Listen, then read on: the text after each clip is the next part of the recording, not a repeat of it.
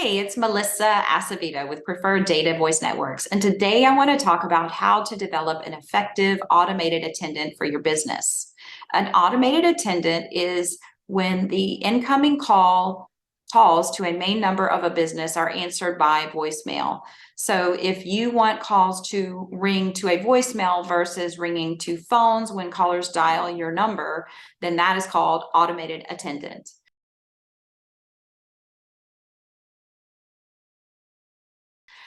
To develop an effective automated attendant, the first thing to consider is frequently asked questions. So why do callers call your business? What do they want from you?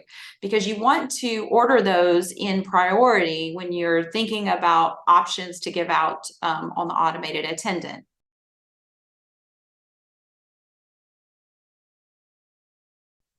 The second thing to consider is keeping it simple. So you want your automated attendant script to be fairly short and eliminate any redundancies or unnecessary talk. For example, please listen carefully as our menu options have changed. That is unnecessary to say for the most part, unless you've had a very established automated attendant script and you've recently made a big change or overhaul to it. Otherwise, I wouldn't say that. So your callers are going to call in. They're going to typically hear the name of your company. So thank you for calling XYZ company. And then you may decide you want to give out office hours. So our office hours are Monday through Friday, 8 a.m. to 4:30 p.m. or whatever they are. You don't have to give out office hours. Some companies elect not to if they want to have that kind of 24/7 presence to the outside world. And then you can say, if you know your party's extension, you may dial it at any time. If you want to give options for people to just dial extensions to direct to phones in your company.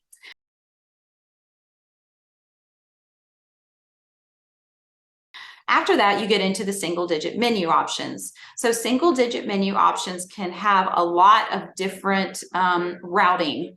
It depends on how you want to design those, or you want to route those calls. So the first option would be to ring a single phone, and then you can go to that person's voicemail or a general mailbox. You can also ring multiple phones, even failing over to other phones. For example, maybe a lot of times I'll see an operator or main menu option ring to a receptionist phone and then overflow to multiple backup phones that back up that receptionist if they are not able to answer the call. So then after that, you can have a certain period of time. Typically, I'd say 6 to 7 rings before it goes to a recording. And the recording can either be a person's voicemail or a general mailbox. So a general mailbox would be like, hi, thanks for calling. You've reached company XYZ's general mailbox.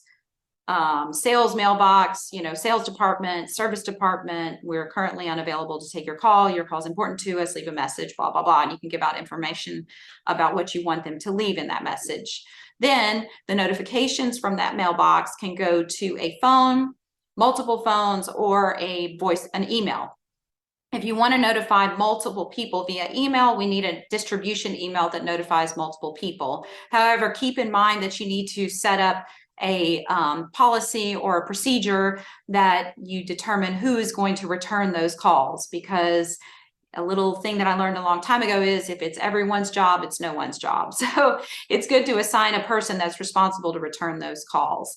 And let's see, that leads into, back to the single digit menu options. You can also ring directly to an information only mailbox that gives information about your company. For example, our mailing address, fax number, if you still use faxing, website is important. A lot of companies also will put their website in the front end. So hi, you've reached XYZ company. You can reach us on the web at this, or, our website is this. So that's kind of an idea. You can also give out just information like to apply for something, or just if you want to give out information, again, frequently asked questions that you're tired of giving answers to, you can do a recording and let people listen to that.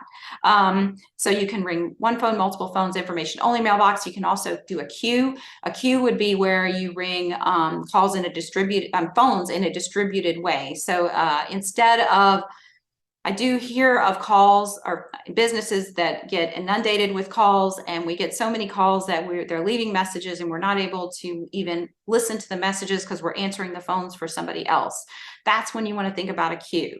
Another great application for a queue would be a restaurant receiving orders, call-in orders. So instead of ring, ring, ring, constant ringing to the phones, let the callers wait for the next available agent or person to take the call. So they are just placed in a hold, with a recording, and then go to the next phone in the queue when they become available.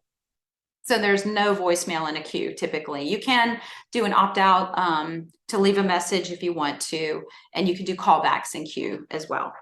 Then the zero option. So the zero option, some businesses elect not to do zero option. You don't have to.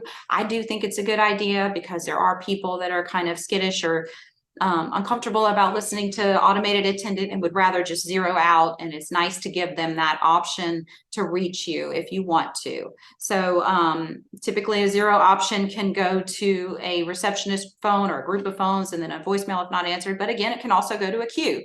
So I do see that. Also service options can go to a queue. I've seen that quite a bit.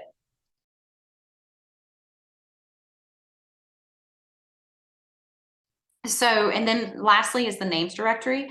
The names directory, you can opt to either give the first 3 letters or let the caller dial the first 3 letters of the first or last name of the person they're trying to reach, or they can do a names listing. Names listing would be used if you have a smaller company, if your callers maybe don't know the name of the person they want to talk to, but they might know it if they heard it. There's different reasons for giving out names listing versus names directory.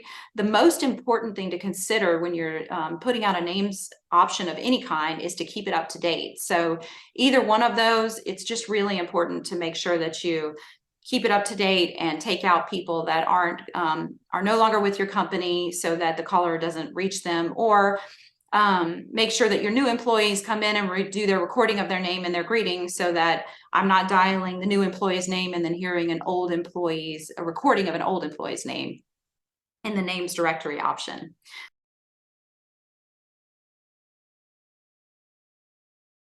So you've set up your automated attendant and it's up and working.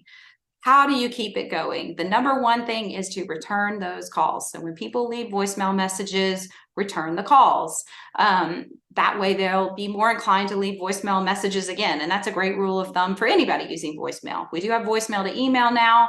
So it's a real easy way to receive your calls, check your calls. You can check them from anywhere.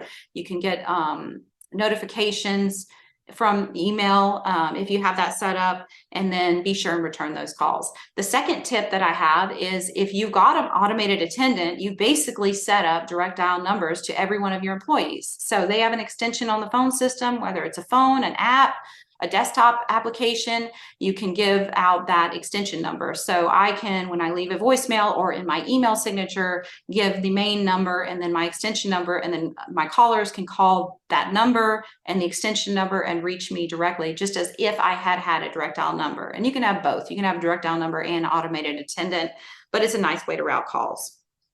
So that is a very quick overview of how to have and design an effective automated attendant for your business. I hope it was helpful, and I hope you have a great day. Thanks for your time.